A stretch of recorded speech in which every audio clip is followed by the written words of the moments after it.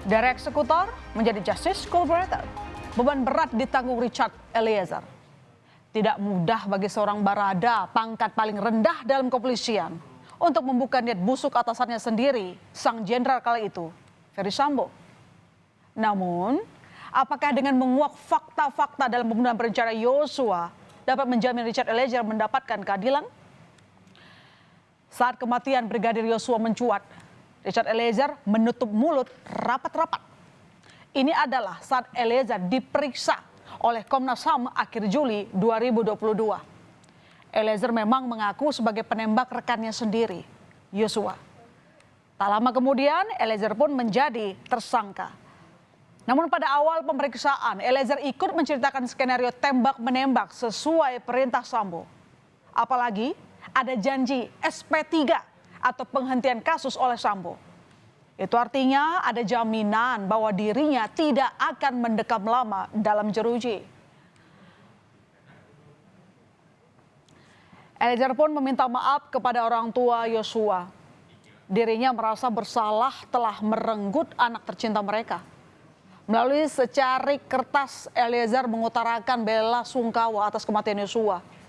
Tidak hanya sekedar kata-kata, Eliezer mempertanggungjawabkan perbuatannya dengan menjadi penguak fakta 3 hari setelah menyandang status tersangka.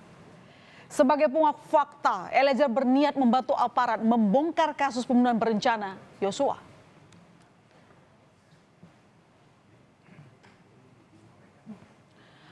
Permohonan maaf juga disampaikan Eliezer dalam ruang sidang.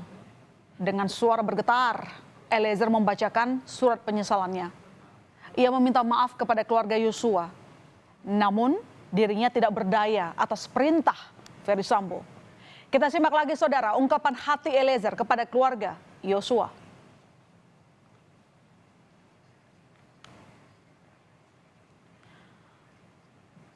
Dan Eliezer pun bersimpuh ke orang tua Yosua saat pertama kali bertemu di ruang sidang pada 25 Oktober lalu. Di dalam ruang sidang, Eliezer mendatangi orang tua Yosua dan memohon maaf pada ayah dan ibu Yosua saat hadir menjadi saksi. Orang tua Yosua berpesan kepada Eliezer untuk terus berkata jujur. Eliezer pun berjanji akan berkata sejujur-jujurnya. Eliezer mengatakan dirinya akan membela Yosua untuk terakhir kalinya. Saya memohon kepada Berada E, coba lihat saya nak, kamu harus berkata jujur. Apa yang kamu lihat, apa yang kamu rasakan pada saat kejadian, saya mohon di persidangan selanjutnya, di depan hakim yang mulia, kamu jujur. Mengasihi anaknya. Mohon Berada E, ini sebagai ibu, kamu juga punya ibu dan keluarga. Mohon berkata jujur anakku. Berkata jujur, jangan ada dibohong-bohong, jangan ada tutup-tutupin. Saya cuma ingin menyampaikan, saya akan berkata jujur. Saya akan membela untuk terakhir kalinya. Akan membela abang saya, Bang Yos, untuk terakhir kalinya. Karena untuk saya pribadi, saya tidak mempercayai bahwa Bang Yos setega itu melakukan pelecehan. Memegang janji kepada orang tua Yosua, Richard Eliezer kemudian membeberkan satu persatu peran para terdakwa Sambo CS dalam pembunuhan. Salah satunya adalah fakta penting di mana rencana pembunuhan Yosua disusun. Richard mengungkapkan dirinya mendapat perintah dari Sambo saat berada di lantai 3 rumah Saguling. Berikut keterangan Eliezer. Pegang kerannya bajunya yang mulia, dia bilang, ada gunanya pangkat saya ini Cat, kalau keluarga saya dibeginikan. Saya juga langsung diam juga pada saat itu yang mulia, serba salah juga, takut juga saya yang mulia. Karena dia ngomong, Bapak nangis, tapi marah, emosi, dia rubah posisi begini, agak maju begini yang mulia. Baru dia bilang, memang harus dikasih mati anak itu. Bilang begitu ke saya yang mulia. Saya cuma diam aja yang mulia, saya diam aja, saya bilang, saya lihat ke Bapak kan, Bapak nangis, baru bilang, nanti kau yang bunuh Yosua ya. Karena kalau kau yang bunuh, saya yang akan jaga kamu. Tapi kalau saya yang bunuh, nggak ada yang jaga kita. Dia menjelaskan tangannya sudah begini yang mulia, sudah mendekat ke arah saya. Saya cuma diam pada saat itu yang mulia, diam. Baru dia bilang ini. Jadi gini Cat, Lokasinya di 46. Terpilih jadi eksekutor, Eliezer tak berkutik. Eliezer tak menyangka jika panggilan Sambo akan berujung pada perintah untuk menembak Yosua. Batinnya pun kalut, diselimuti rasa ketakutan. Eliezer hanya dapat berseru kepada Tuhan. Ia berdoa agar Sambo berubah pikiran. Sampai akhirnya Eliezer harus ke Duren 3 untuk menjalankan perintah Sambo. Saya ke toilet, saya masuk ke toilet, saya berdoa yang mulia. Saya bilang, Tuhan, kalau bisa Tuhan ubahkan pikirannya Pak Sambo ya Tuhan. Saya bilang, Tuhan kalau bisa ubahkan pikirannya Tuhan, biar nggak jadi menembak Yosua kan. Saya bilang, karena saya takut juga yang mulia. Saya nggak tahu mau cerita ke siapa lagi pada saat itu. Saya tidak tahu mau cerita ke siapa. Baru saya cuma beraninya berdoa yang mulia. Baru habis saya berdoa, saya keluar, Agus bilang saya, Chat, ya Om, Ibu udah turun Om. Sesuai dengan aba-aba Sambo, Eliezer akhirnya melepaskan 3 hingga 4 kali tembakan ke arah Yosua di rumah Duren 3. Namun, Eliezer mengatakan Sambo pun ikut menembak ke arah Yosua. Eliezer mengungkap Sambo menggunakan senjata Glock yang berbeda dengan dirinya saat menembak Yosua. Namun setelah itu, dengan cepat senjata yang ada di tangan Sambo berubah menjadi jenis HS yang dipakai Sambo untuk menembak ke arah dinding di atas tangga. Saudara berhadapan-hadapan. Berhadapan yang mulia. Saudara arahkan kemana? Saya sudah tidak tahu kalau untuk arah tembakannya saya sudah tidak. Setelah saudara tembak, apa yang terjadi pada korban? Jatuh yang mulia.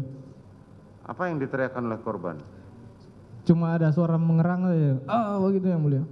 Terus? Jatuh langsung di samping tangga itu yang mulia. Kemudian? Habis beliau jatuh, almarhum jatuh, EFS ini langsung maju yang mulia. Saya lihat dia langsung pegang senjata. Dia kokang senjata dulu, dia ke arah almarhum, dia ada sempat tembak yang mulia ke arah almarhum. Itu Berapa kali saudara FS nembak? saya sudah tidak ingat kalau yang berapa kali dia tembak yang mulia. Sebagai justice collaborator atau penguak fakta, kesaksian Richard Eliezer sangat penting dalam sidang maraton kasus pembunuhan berencana Yosua. Dan doa ibu selalu menyertai perjuangan Eliezer. Orang tua Richard juga memberikan dukungan langsung di Pengadilan Negeri Jakarta Selatan saat putranya diperiksa sebagai terdakwa.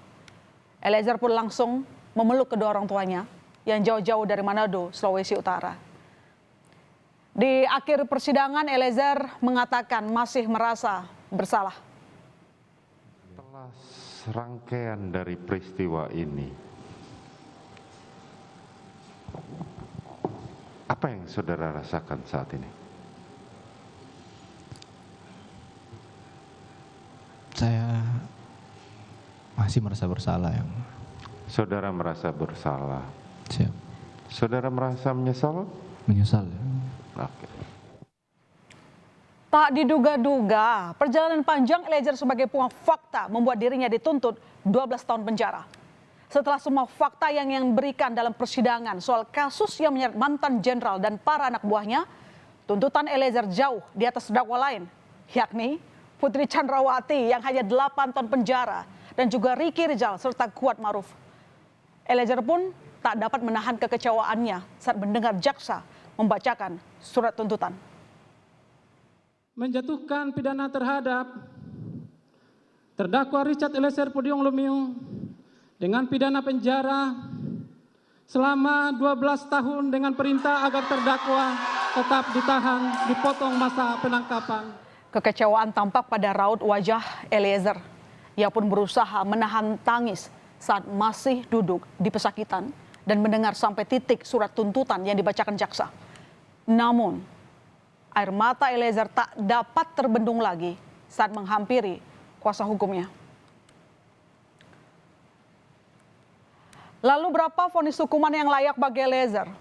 Menurut Lembaga Pelindungan Saksi dan Korban, Eliezer layak mendapatkan keringanan hukuman sebagai penguak fakta. Namun, jaksa punya pandangan berbeda. Kejaksaan menyebut justice collaborator tidak bisa dari pelaku utama. Kini, nasib Richard Eliezer ada di tangan hakim. Karena hakimlah yang berhak menentukan status justice collaborator bagi Richard Eliezer dan pada akhirnya hukuman yang layak.